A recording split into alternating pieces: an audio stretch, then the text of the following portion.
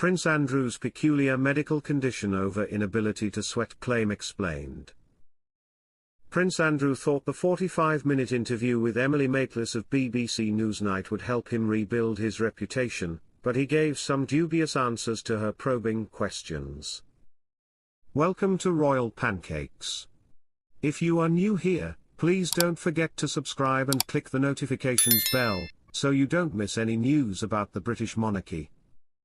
The Duke's involvement with convicted paedophile Jeffrey Epstein and accusations of sexual assault, which he has vehemently denied, catapulted him into controversy.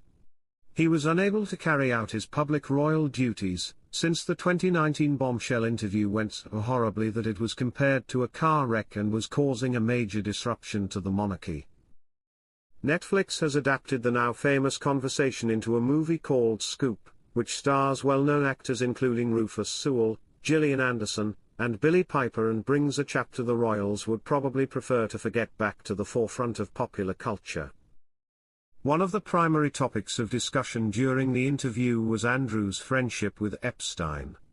The Duke of York admitted that he kicked myself on a daily basis for keeping the friendship going after the financier was found guilty of sexual offences, and that it was not something that was becoming of a member of the royal family. The reason being is that the people that I met and the opportunities that I was given to learn either by him or because of him were actually very useful, Andrew stated, denying that he regretted the connection as a whole. Andrew went on to say that he and Epstein weren't close and that his friendship with Ghislaine was the reason for their association. Ghislaine Maxwell was found guilty of sex trafficking in December 2021, despite her denials that she introduced Andrew to Epstein. Andrew was questioned explicitly about the accuser, Eugenie, during the notorious 45-minute interrogation. Jeffrey said that when she was 17, Epstein and British socialite Ghislaine Maxwell had encouraged her to have sex with the prince at Epstein's residence in New York and other places. Later on, she filed a civil lawsuit against Andrew, but it was eventually resolved out of court. Prince Andrew made no acknowledgement of blame, guilt, or wrongdoing in the settlement. In his interview with Maitlis, Andrew vehemently and repeatedly refuted Eugenia's account, arguing that his lack of perspiration when he was supposed to have met her disproved her claim. Maitlis probed Andrew extensively on the specifics of Eugenia's allegation, namely that they had first met in 2001 at Tramp's nightclub, where they had danced and Andrew had been profusely perspiring.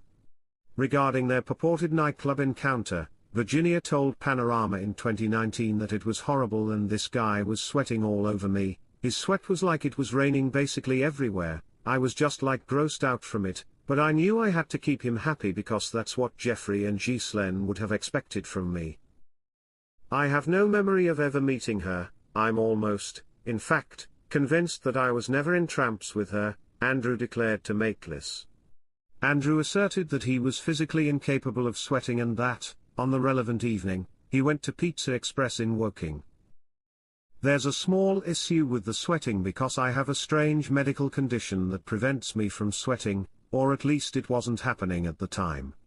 That was because I had been shocked during the Falkland War and had experienced what I would describe as an adrenaline overdose, which made it nearly impossible for me to perspire.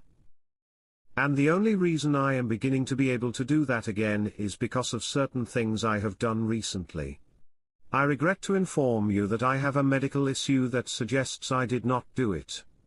Nonetheless, there were times at that time where Andrew was seen looking to perspire, such as in 2000 at the London nightclub China White.